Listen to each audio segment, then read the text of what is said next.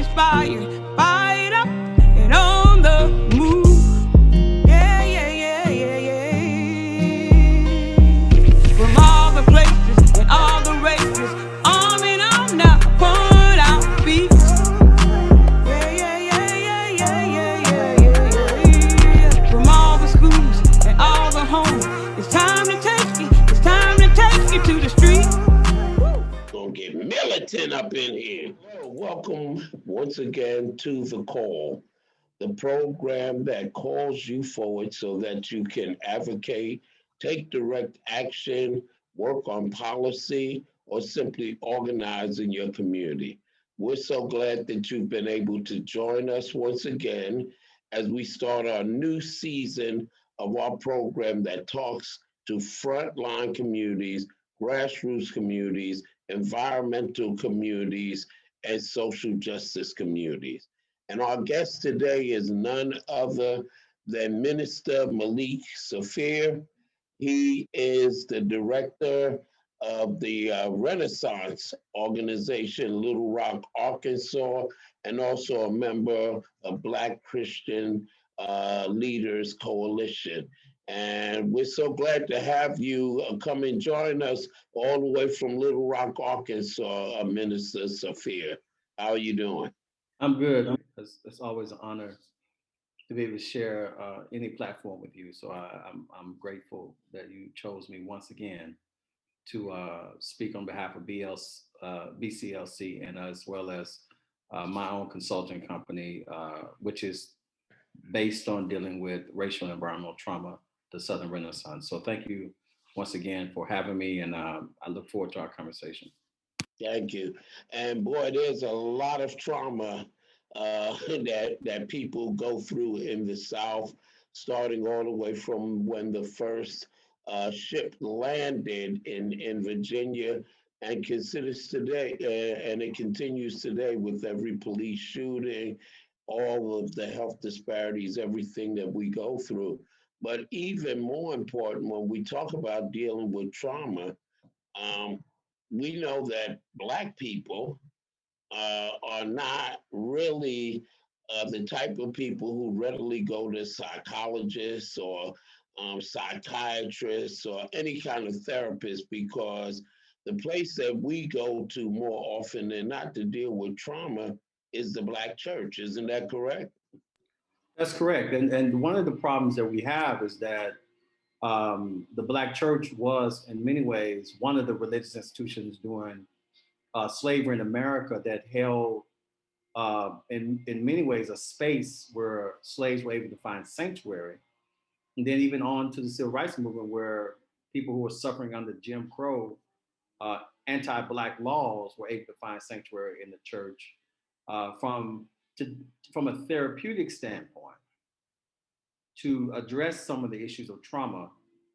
But since then, I would say since the 1960s and the successful passage of the Civil Rights Act and then the Voting Rights Act, the Black church specifically has not evolved theologically in a way that it should have to deal with the environmental justice issues that we're facing today.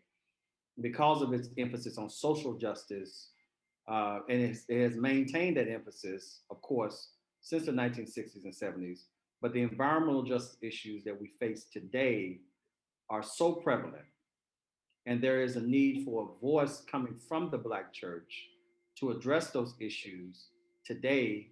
And I think that BCLC is an organization now that's suited and positioned in the way to address those other areas of injustices in our community that's connected back to the earth. And so I think that this conversation today is hopefully going to make other people who don't know about BCLC to Mhm. know why we're relevant today and why we're poised in a way differently to deal with racial and environmental trauma experienced by people in the Black church and the Black community. Okay, that's very interesting because the BCLC, the Black Christian Leaders Coalition, and that's significant. The name speaks volumes, because generally when we think about activism and involvement with the Black church, it's usually because someone has before their birth name the word reverend or pastor or doctor or apostle or bishop. But you're talking about an organization that is open to all church leaders. And what's interesting to me is that you brought up the point that the Black church is not as active. We still seem to be caught up in the whole civil rights struggle, but we haven't expanded to become more intersectional. And that you seem to be implying that our theology is also different now from the theology of slavery. So maybe you can elaborate on what theology is and what's the difference between things like the social gospel that Dr. King talked about and liberation theology, and how important that is to know what spiritual pathway you're taking, for lack of a better term. Um, I would say that the first thing that we need to point out is that their theology in the Black church has went through several changes over the last 4 centuries in America.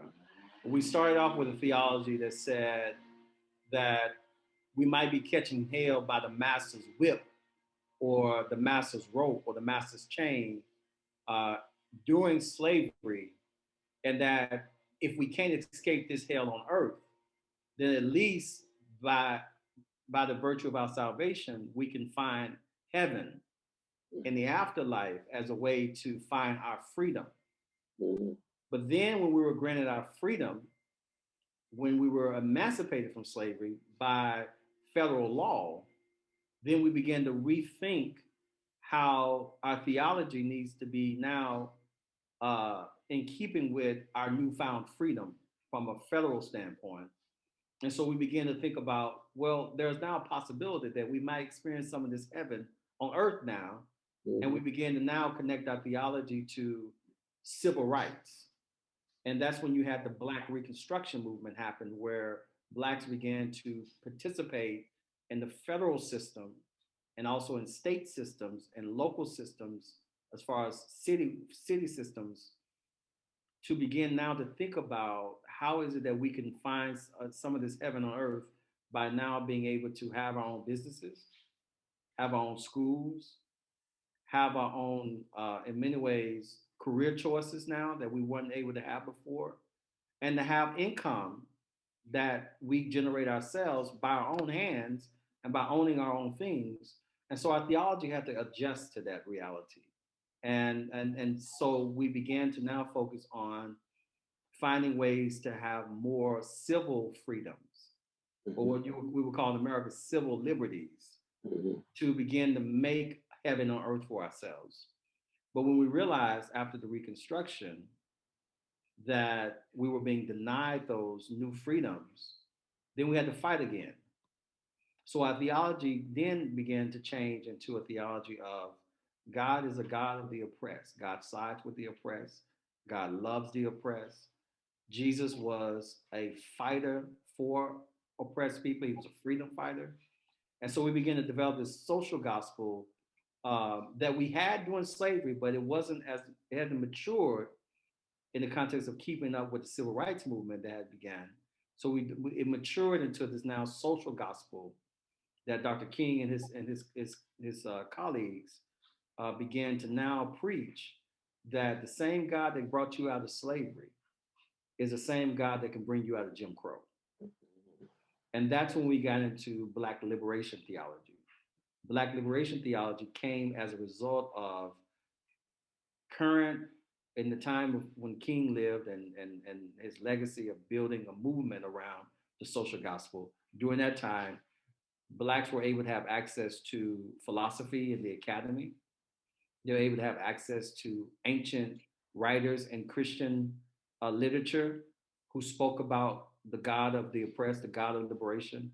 And so they began to now take these concepts from seminaries and universities and bring them into the Black church and create a system of thinking around how do we now educate Black people, not to just think about on Sunday morning how they can be free, but Monday through Saturday. And so Black liberation theology began to now address Jim Crow Monday through Saturday and begin to find ways in which, well, we're not free when we have to ride on the back of the bus. We're not free when we have to shop in a different section of the store. We're not free when we have to work only in limited jobs that are designated for us. So we need to fight against these type of racist practices.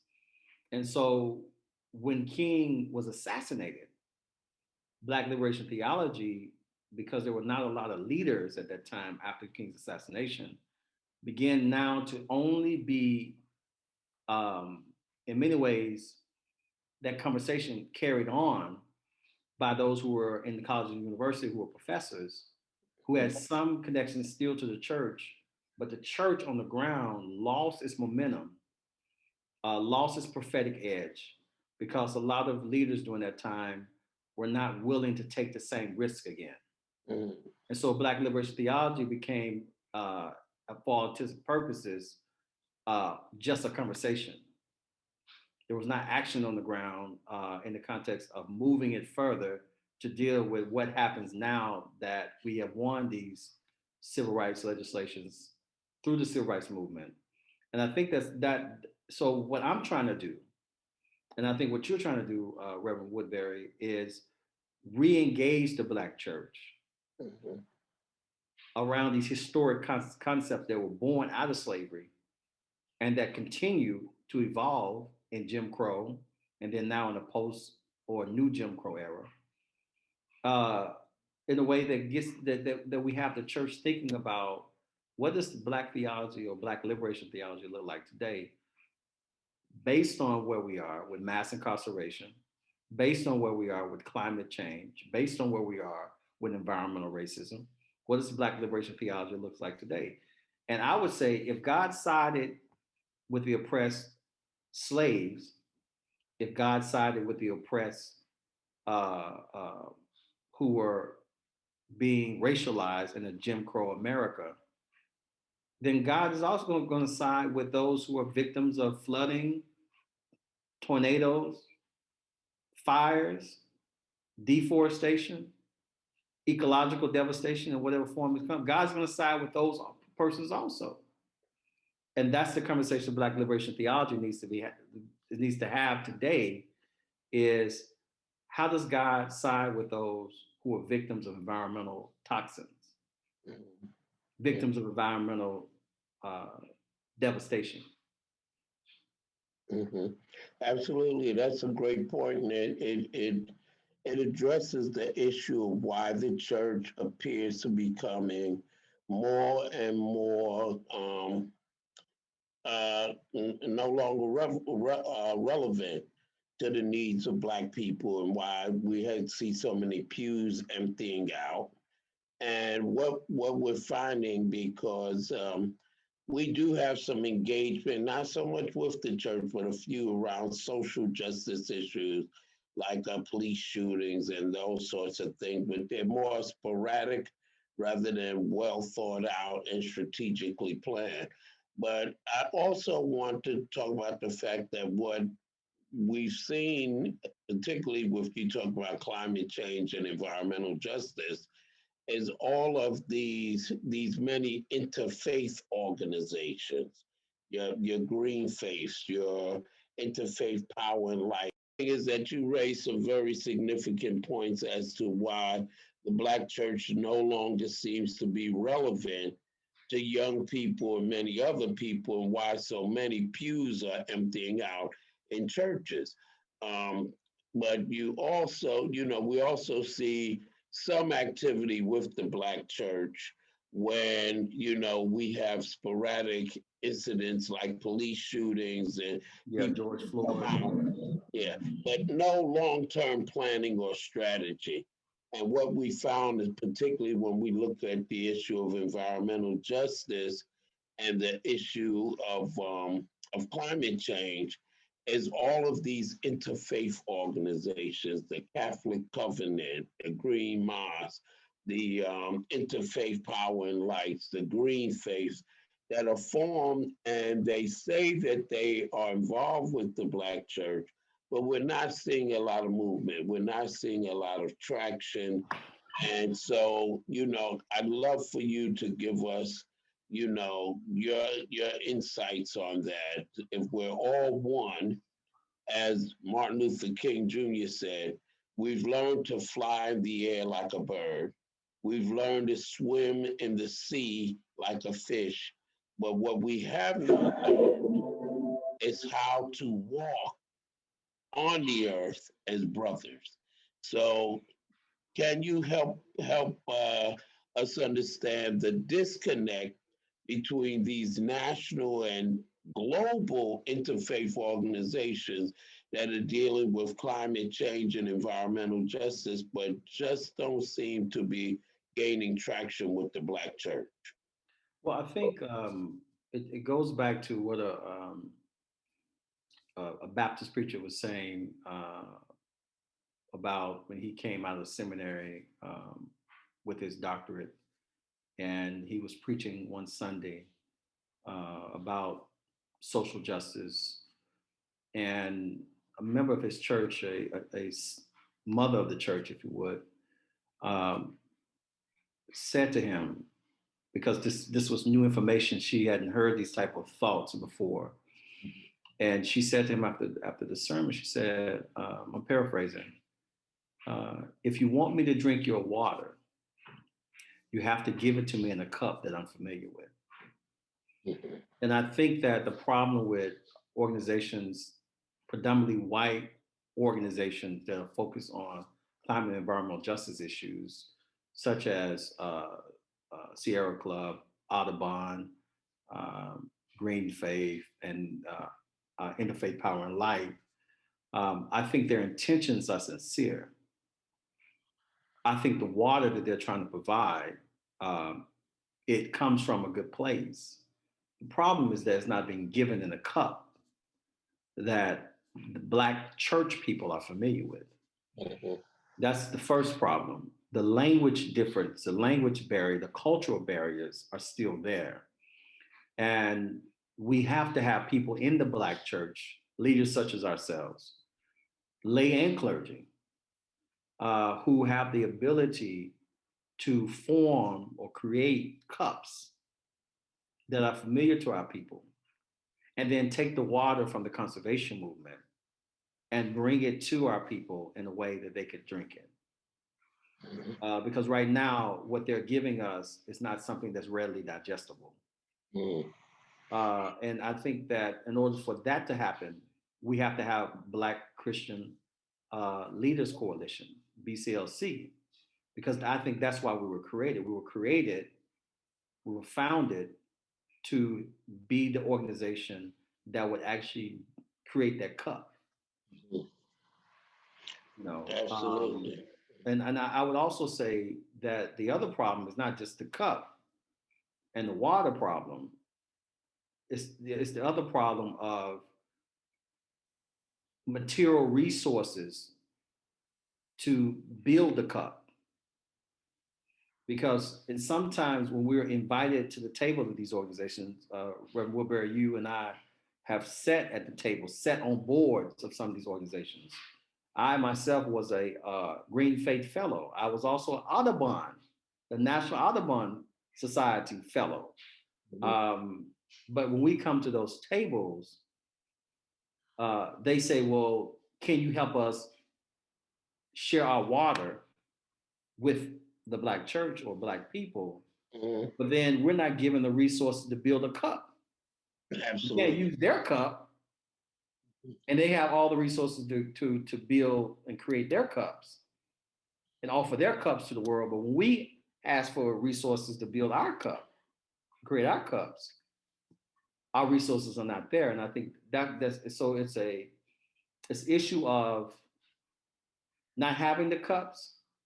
And then when we need a cup to build a cup, we don't have the resources to build that cup. And so I think that we need to really address some of the disparities or the inequalities of grant distributions, Mhm. federal funding distributions, philanthropy distributions, private donations that are given towards the black community around climate and environmental issues, but is not given directly to us.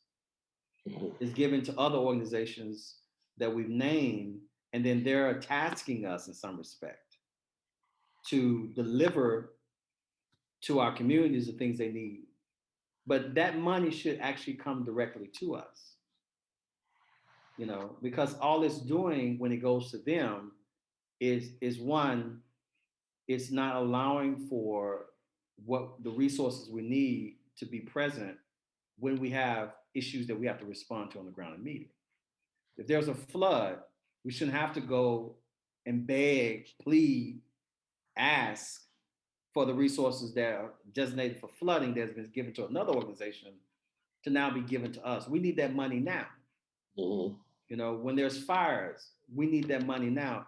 When there are high utility bills, frozen pipes, broken HVAC systems, we need that money now. We shouldn't have to wait on another organization that's predominantly white to give us those resources that was already designated for us. If we had them, if we were given those resources directly, then we wouldn't have this kind of go between happening. Right.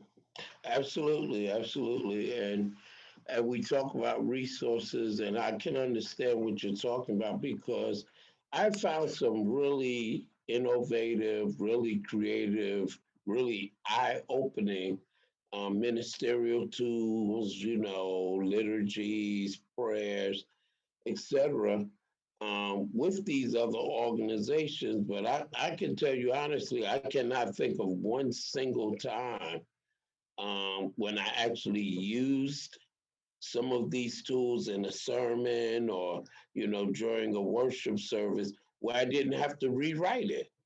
I didn't have to rewrite the words and all of those things so that it would resonate with the congregation I was standing in front of. So let's talk about building that cup some more. Um, resurrecting liberation theology. What do we have to do in terms of our next steps? So, the Black Christian Leaders Coalition is something new, is something different, is something fresh. And, full transparency, I'm a member. And what I love about it is that this is not the creation of an outside organization. No. This is not an extension of some other, grew out of some other group. And all of the members are people who have experience as organizers, advocates, etc., around social justice, environmental justice, and climate change for a long, long while. But how do we go around actually building this cup? Because no one else is going to free us. We have to free ourselves, and we've learned this through slavery and colonialism that the physical chains may disappear, but the economic chains and educational chains, communication chains are still in place. So, what are the steps that we need to take, Black Christian Leaders Coalition, and what can other Christians, because, one of the things we discussed is that these movements, the climate justice movement, the environmental justice movement, are largely secular organizations. They don't really advocate from a faith or spiritual perspective. So how do we go about building this cup ourselves and resurrecting liberation theology for the 21st century? Well, I think it's the same conversation. Um, well, not the same, similar conversation that Jesus had with Nicodemus. I think the first thing that we have to do is find our own Nicodemus, male or female Nicodemus, as a metaphor, who are willing to. Nicodemus was a part of the Jewish elite at the time when Jesus walked the earth, and he represented a class of Jews that were not willing to rethink Judaism and make it drinkable by people who were oppressed as Jews at that time, and then the Gentiles, the non-Jews. Nicodemus realized that the water that they had been using and the cup that they had been using was no longer relevant. It was no longer reaching the people that Jesus was reaching, who were Jewish or who were non-Jewish. And so Nicodemus realized that he needed to find out, how do I help the cause that Jesus is in many ways building during his lifetime, so that I can be on the right side of history. And Nicodemus was willing to be on the right side of history. So Jesus basically told Nicodemus, and this is the first step, we have to tell our colleagues, like Jesus told his colleague, in order to enter into this way of life, in order to enter into this type of movement, you have to be willing to be born again. And so being born again is really repenting or rethinking the old way that you thought was working, you thought was successful, and being open now to a new way of thinking that can promise you things that your old way of thinking could not promise you or fulfill. I think that's the first step. We got to find the Nicodemus type of persons in the Black church who are willing to rethink the old ways and now begin to think about the fact that the old cup is not working and we need to build a new cup. So let me talk about this in scriptural terms. I know we have some people who are listening who read the Bible on occasion or always, just depending on who's listening, but they may have come across the scripture where Jesus said, you can't put old wine and new wineskin. Mm-hmm. And the social justice movement as we know it today, based on a 1960s model of social justice, is old wine and old wineskin. The new cup has to be, in many ways, built from the material that we would consider, from a biblical standpoint, new wineskin. And so we're not trying to say the environmental justice movement is going to take over the social justice movement. We're saying that it is a new movement. It's not a movement that's designed to do the work of the social justice movement of the 1960s. It's designed to do the work of the justice movement of the 21st century. So I think that's the first thing we have to be clear about what we're doing. And that is, we're asking people to, in many ways, like Jesus asked Nicodemus, to be born again. Mm-hmm. Come into a new reality of what the Black liberation theology needs to be now, and let go of the old version of Black liberation theology that was mainly concerned about racial justice. And now open ourselves up to deal with a version of Black liberation theology that says that we may start with our race, we may start with the Black church, we may start with Black people, but in the environment affects all people. And there are people who are being oppressed beyond the Black church, beyond the Black community, that if we heal what's happening in the Black church and the Black community, it's going to lead to healing throughout the world. Mm-hmm. So let me go in on that a little bit, because we know that, and let's go back to history, we know that the success of the Black civil rights movement opened up other civil rights movements. Absolutely. You had the Chicano movement, you had the Asian American movement, you had the indigenous movement, you had the disability rights movement, you had all these different movements that were opened up in the social justice world because Black people came together and dealt with their own injustices. If we can do the same thing for environmental justice, we can set the standard of how you deal with the issues of poverty, the issues of environmental toxins, the issues of delayed responses to emergencies that we are facing today by the federal government, state government, local governments. If we can figure out how to fix that problem in our community, it's going to set the standard for how other communities who are experiencing environmental justice issues, how they deal with their problems. So I think that one, we have to go back to our people and tell them there's a new movement happening in the Black community and the Black church. The same way Jesus told his people, there's a new movement happening in the Jewish community, in the Jewish synagogues. And that movement now is moving you beyond your old ways to think about a new way of approaching these issues that extend beyond us. Mhm. You know. Absolutely, and the thing is, Pew. There was a study done by Pew Research, a global study that showed that 84% of the people on this planet describe themselves as people of faith. So if we are going to give mass support, the kind of mass support that will allow us to address the issues of climate change and the impacts, the increasing impacts, the hurricanes, the winter storms, all of these things, the forest fires, that we're going to have to do it from a faith perspective.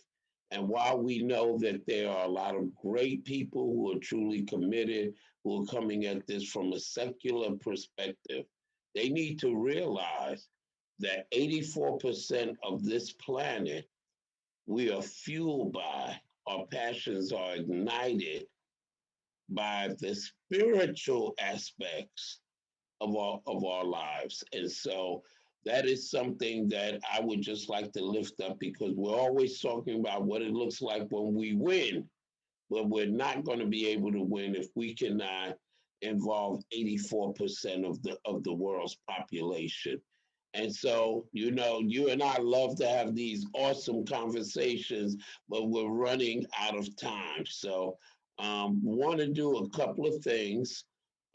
First of all, we want to lift up Black Christian Leaders Coalition, which consists of Christian leaders in the South, remembering what W.E.B. Du Bois said, as the South goes, the nation goes. So I'm not Exactly. surprised that this organization is rooted in the part of this country, the southern part of this country, which is the poorest region in the country that has the region that has the most polluters, that has 53% African American population, 1 million Spanish speaking people, and becoming more and more diversified every day, but is also suffering more climate impacts than any other region in the country. But we also have we also have Christian leaders from other parts of the country as well. And I know that the membership is open. And so if people are interested in becoming members, or if you have questions or suggestions for this show, The Call, we want you to reach out to us. You can do that by emailing us at info@ newalphacdc.com, or you can call us directly at 843 799 0740. And let's not forget our awesome minister, who is also a college professor. We're going to have to talk about that sometime.